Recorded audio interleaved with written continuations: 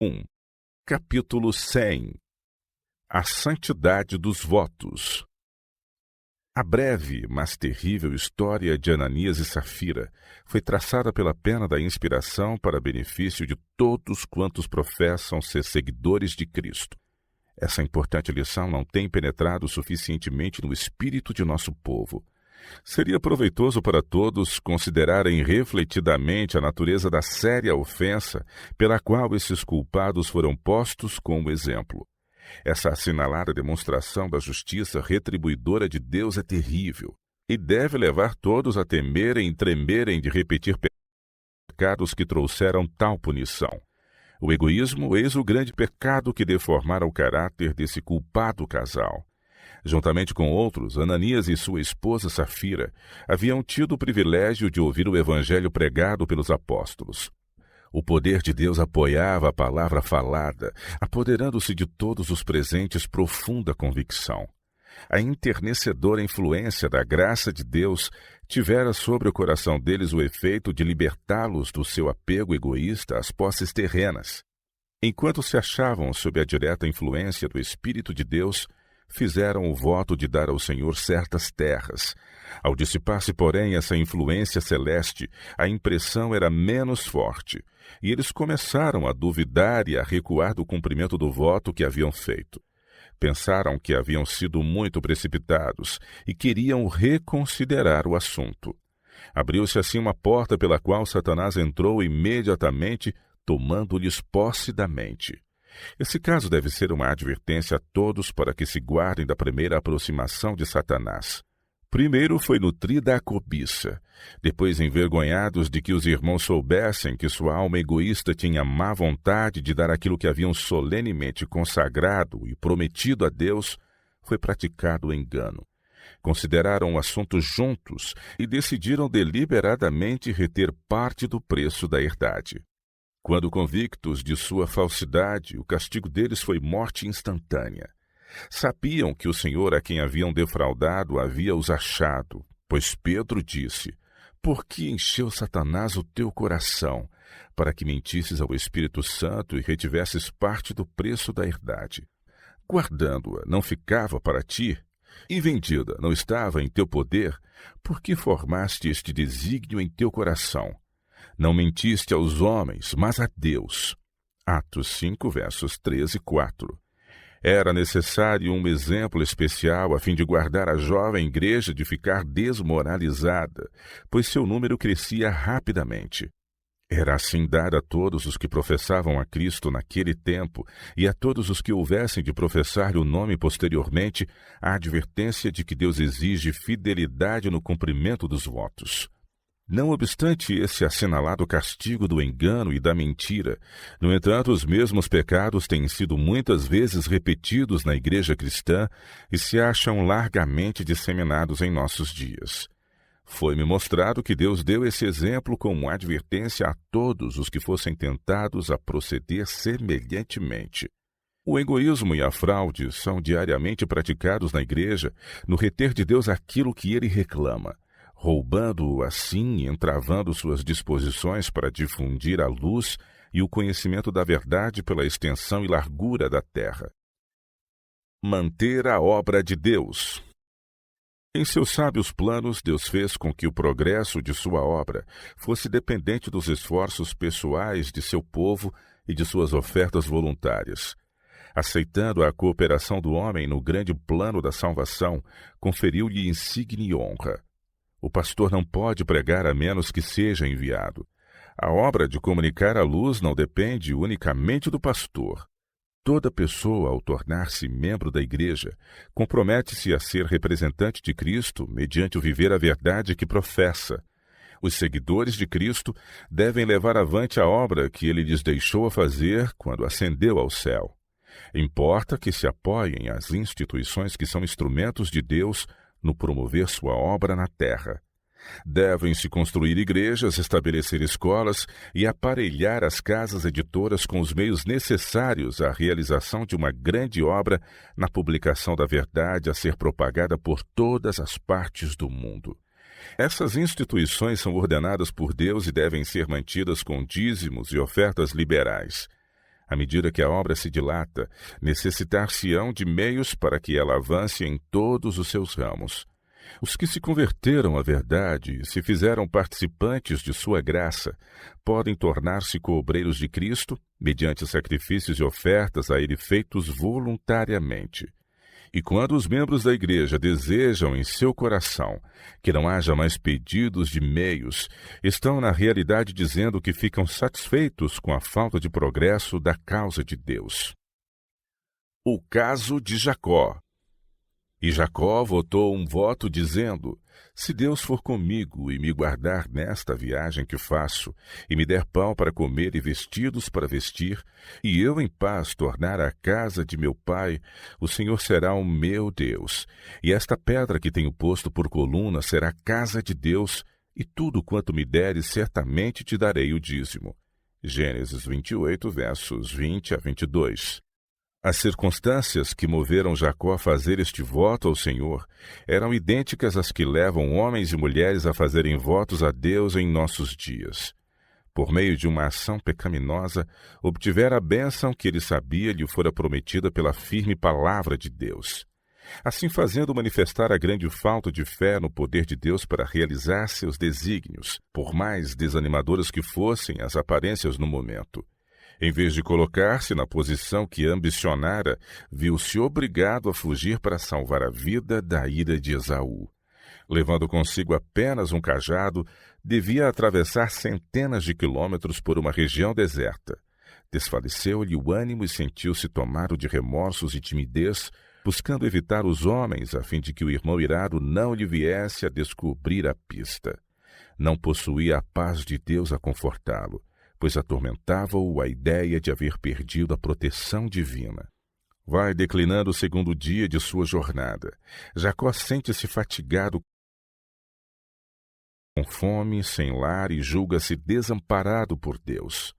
Sabia haver trazido isto sobre si mesmo em consequência de seu errado procedimento. Envolvem-no as sombras do desespero e sente-se como rejeitado. O coração é-lhe invadido de indizível terror, e mal ousa fazer sua oração. Está, porém, tão solitário que sente como nunca dantes a necessidade da proteção divina. Chora e confessa diante de Deus o seu pecado, e roga uma prova de que ele o não tenha desamparado por completo. O coração opresso, no entanto, não encontra alívio. Perdera toda a confiança em si mesmo e teme que o Deus de seus pais o haja rejeitado.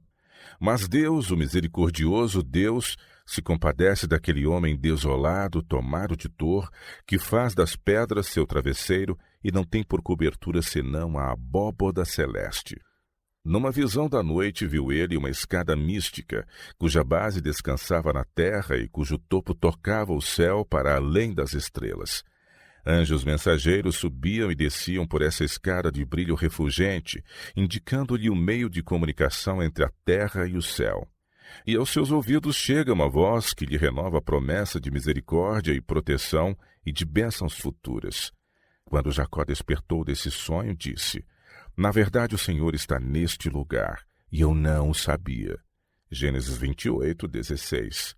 Olhou em volta de si como se esperasse ver os mensageiros celestes, mas seu olhar ansioso, errante, não divisou senão o indeciso contorno dos objetos terrestres e em cima o céu repleto de estrelas cintilantes.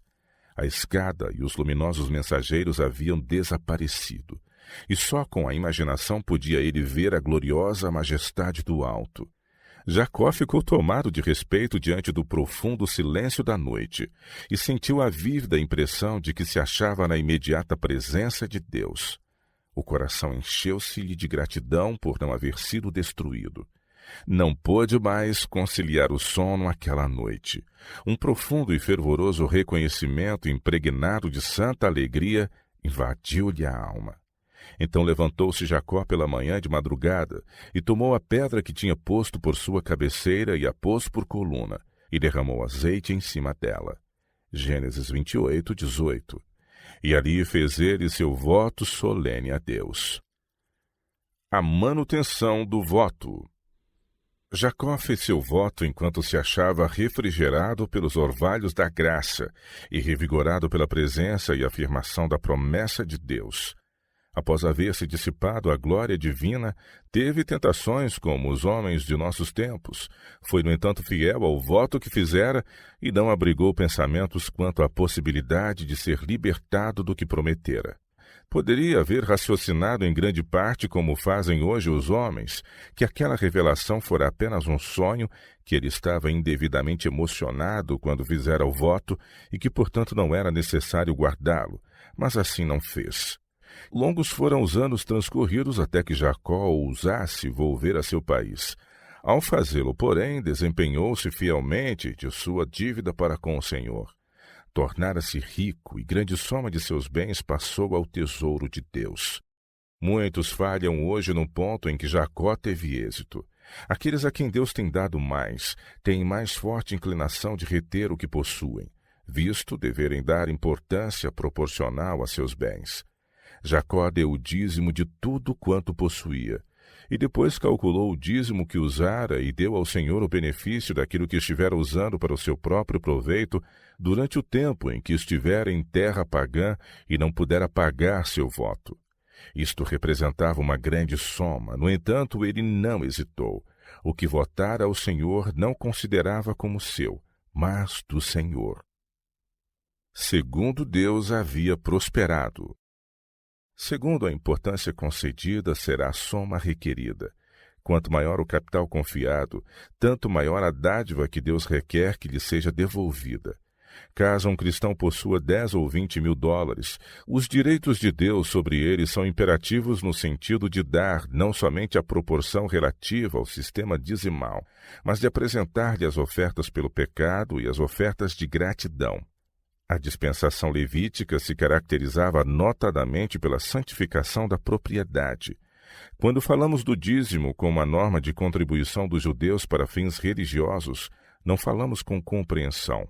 O Senhor colocava seus direitos como o primeiro dever, e em quase todos os artigos era-lhes lembrar o doador mediante o preceito de fazer-lhe devoluções. Exigia-se-lhes que pagassem o resgate dos primogênitos, das primícias dos rebanhos e das colheitas. Cumpria-lhes deixar os cantos de suas searas para os destituídos de bens. Qualquer coisa que lhes caísse das mãos ao fazerem a cega era deixado para os pobres, e a cada 7 anos as terras deviam ser deixadas livres, ficando para os necessitados o que elas produzissem espontaneamente. Além disso, havia as ofertas sacrificais, ofertas por ofensas, ofertas pelo pecado e a remissão a cada 7 anos de todas as dívidas. Havia também numerosas despesas com hospitalidades e dádivas aos pobres, e havia impostos sobre suas propriedades. A determinados períodos, a fim de conservar a integridade da lei, o povo era entrevistado quanto à sua fidelidade no cumprimento dos votos que haviam feito. Uma conscienciosa minoria devolvia a Deus cerca de 1/3 de toda a sua renda para benefício dos interesses religiosos e dos pobres. Essas exigências não se limitavam a uma classe particular do povo. Tocavam a todos, sendo proporcionais às posses da pessoa. Além de todos esses donativos sistemáticos e regulares, havia objetivos especiais que pediam ofertas voluntárias, como para o tabernáculo construído no deserto e o templo erigido em Jerusalém. Esses pedidos vinham de Deus até o povo e tanto serviam para a manutenção de seu serviço quanto para o próprio bem deles. Despertamento para o dever. Importa que haja entre nós, como um povo, um despertamento nessa questão. Poucos são os homens que sentem doer a consciência se negligenciarem o dever quanto à beneficência. Poucos apenas são possuídos de remorso por roubarem diariamente a Deus. Caso um cristão deliberada ou acidentalmente pague menos do que é devido a seu próximo, ou se recuse a liquidar uma dívida honesta, sua consciência, a menos que se ache cauterizada, há de perturbá-lo. Ele não pode sossegar ainda que ninguém seja sabedor do fato senão ele próprio. Há muitos votos negligenciados e promessas por pagar, e, no entanto, quão poucos sentem a consciência turbada por causa disso. Quão poucos experimentam o sentimento de culpa por essa violação do dever. Precisamos sentir novas e mais profundas convicções a esse respeito.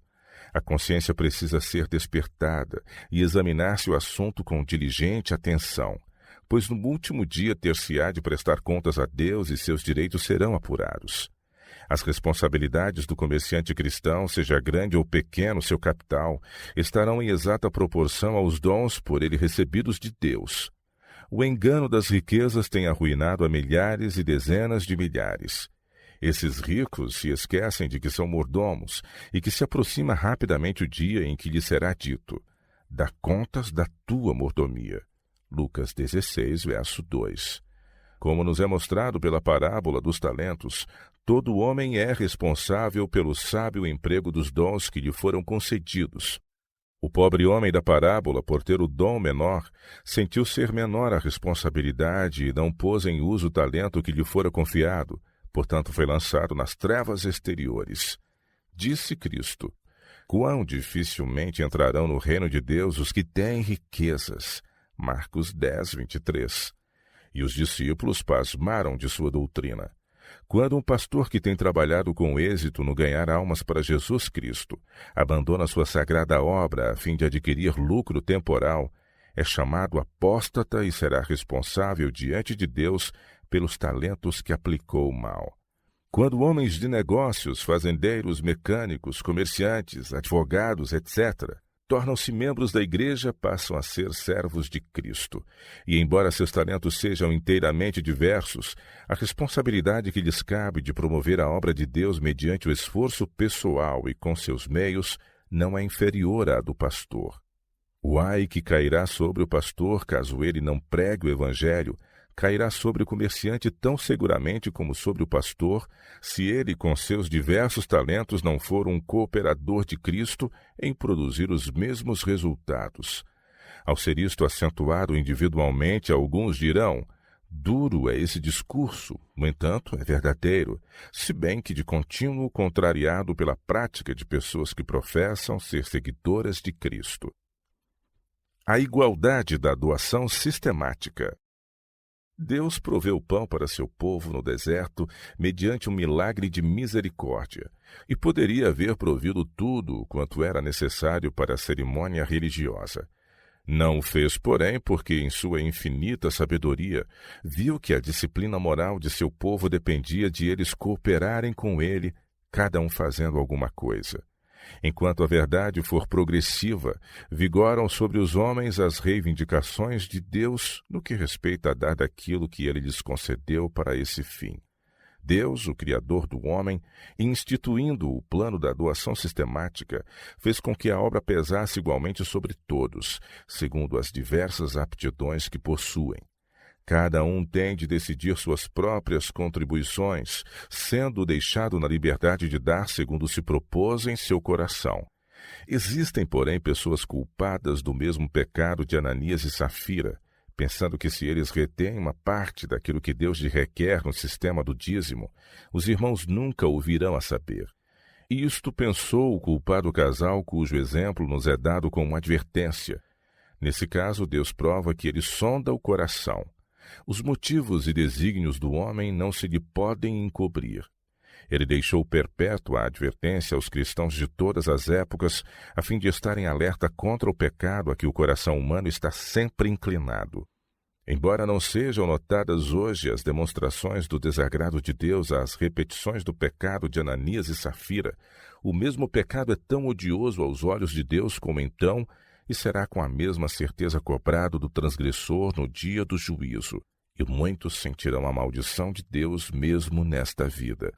Quando se faz uma promessa à causa, isso é um voto feito a Deus e deve ser mantido como sagrado.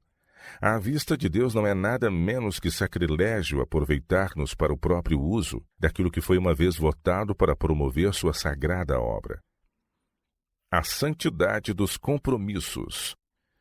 Quando um compromisso verbal ou escrito foi tomado em presença de nossos irmãos, de dar determinada importância, eles são as testemunhas visíveis de um contrato feito entre nós e Deus.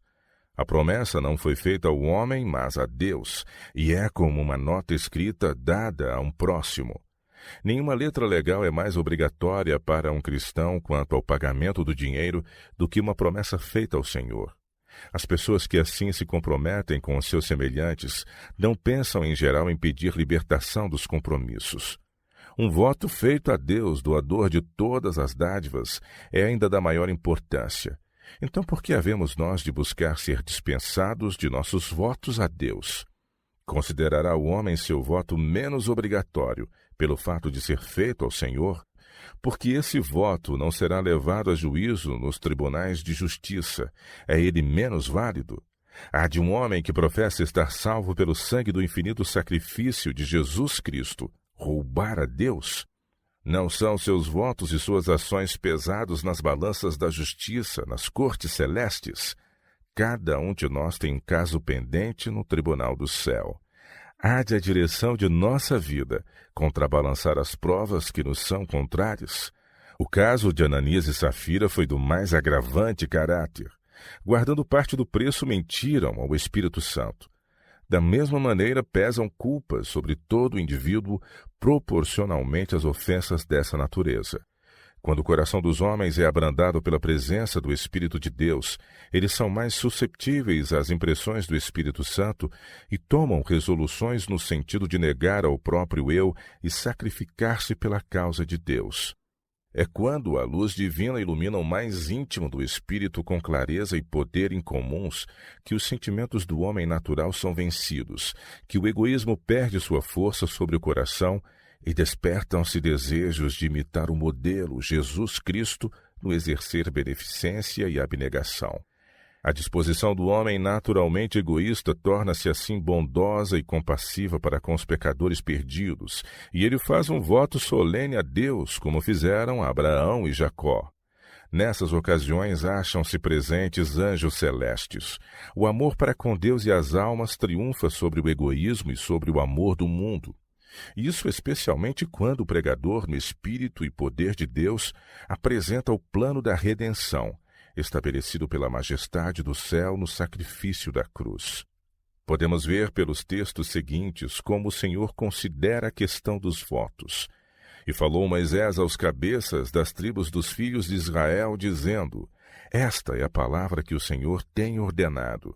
Quando um homem fizer voto ao Senhor ou fizer juramento, ligando a sua alma com obrigação, não violará a sua palavra. Segundo tudo o que saiu da sua boca fará. Números 30, versos 1 e 2.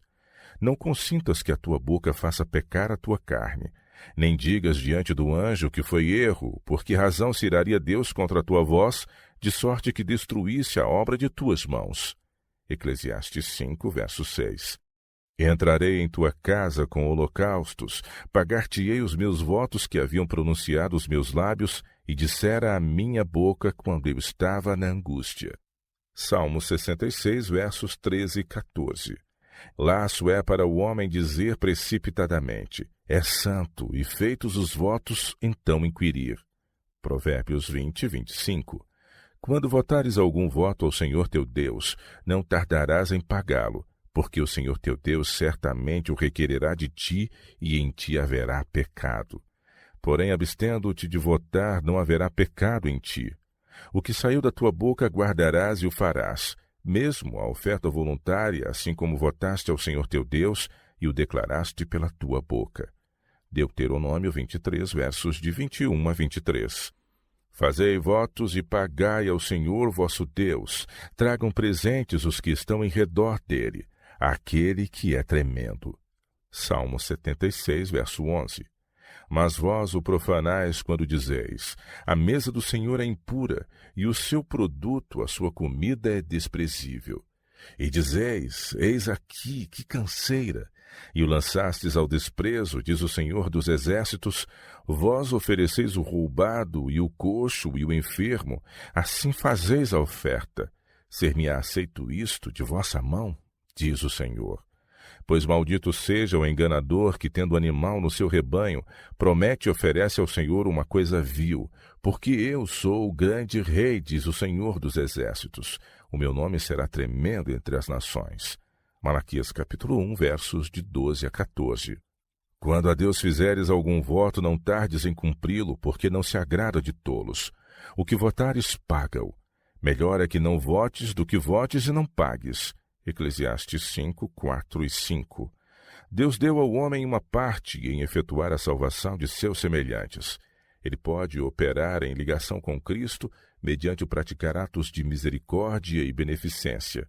Não os pode redimir, porém, pois não é apto a satisfazer os reclamos da justiça ofendida. Isto unicamente o Filho de Deus pode fazer, pondo de parte sua honra e glória, revestindo sua divindade com a humanidade e vindo à terra para se humilhar a si mesmo e derramar o próprio sangue em favor da raça humana. Ao comissionar os discípulos a irem por todo o mundo e pregarem o Evangelho a toda criatura, Marcos 16:15, Cristo designou aos homens a obra de propagarem o Evangelho. Enquanto, porém, alguns vão a pregar, ele pede a outros que lhe atendam às reivindicações quanto aos dízimos e ofertas com que se possa sustentar o ministério e disseminar a verdade impressa pela terra inteira. Isto é um meio pelo qual Deus quer exaltar o homem. É justamente a obra de que ele necessita, pois moverá as mais profundas simpatias de seu coração, chamando à ação as mais elevadas faculdades do espírito. O homem, instrumento de Deus. Tudo quanto na terra existe de bom foi aqui colocado pela generosa mão de Deus como expressão do amor que vota ao homem. Os pobres são seus, e sua é a causa da religião. Ele pôs meios nas mãos dos homens para que seus divinos dons manem por intermédio de condutos humanos no realizar a obra a nós designada em salvar nossos semelhantes. Cada um tem uma tarefa assinalada no grande campo, e todavia ninguém devia conceber a ideia de que o Senhor depende do homem. Ele poderia proferir a palavra e todo filho da pobreza ser enriquecido. No momento poderia ele curar a raça humana de todas as suas doenças. Poderia dispensar todos os pastores e tornar os anjos embaixadores de sua verdade. Poderia haver escrito a verdade no firmamento, ou impresso nas folhas das árvores e nas flores do campo, ou poderia com voz audível havê-la proclamado do céu. O onisciente Deus, no entanto, não escolheu nenhum desses meios. Sabia que o homem precisava de ter algo a fazer de modo a que a vida lhe fosse uma bênção. O ouro e a prata pertencem ao Senhor, e ser-lhe-ia possível fazer chover os mesmos do céu, se assim quisesse. Em lugar disto, no entanto, ele fez o homem seu mordomo, confiando-lhe meios, não para serem amontoados, mas empregados em benefício dos outros. Assim torna ele, o homem, o instrumento pelo qual distribui suas bênçãos na terra. Deus planejou o sistema de beneficência a fim de que o homem se tornasse como seu Criador, benfazejo e de caráter altruísta, vindo a ser afinal participante com ele da recompensa eterna e gloriosa. Deus opera por meio de instrumentos humanos, e quem quer que desperte a consciência dos homens, induzindo-os às boas obras e ao real interesse no avançamento da causa da verdade, não faz por si mesmo, mas pelo Espírito de Deus a operar nele. As promessas feitas em tais circunstâncias são de um caráter sagrado, sendo fruto da operação do Espírito do Senhor. Ao serem esses compromissos satisfeitos, o céu aceita a oferta, e esses obreiros liberais são creditados pela importância investida no banco celeste. Os que assim procedem estão pondo um bom fundamento contra o tempo por vir, de modo a lançarem mão da vida eterna. Quando, porém, a imediata presença do Espírito de Deus não é tão vividamente sentida e a mente fica exercitada nos interesses temporais da vida, eles são tentados a duvidar da validade da obrigação que voluntariamente assumiram e, cedendo às sugestões de Satanás, raciocinam que houve sobre eles indevida pressão e que agiram sob a agitação do momento, que as necessidades de meios para uso da causa de Deus foram exageradas e que foram induzidos a comprometer-se movidos por falsos motivos sem compreenderem bem o assunto e, portanto, desejam ser dispensados. Têm os pastores poder para aceitar suas desculpas e dizer: o irmão não ficará preso à sua promessa, está livre de seu voto? Caso ousem fazer isso, tornam-se participantes do pecado daquele que retém o que prometeu. A Igreja é responsável pelos compromissos de seus membros individuais. Uma vez que vejam que um irmão está negligenciando cumprir seus votos, devem trabalhar bondosa e claramente com ele. Caso o irmão não esteja em condições de pagar seu voto e seja um membro digno e de coração voluntário, ajude-o então a igreja compassivamente.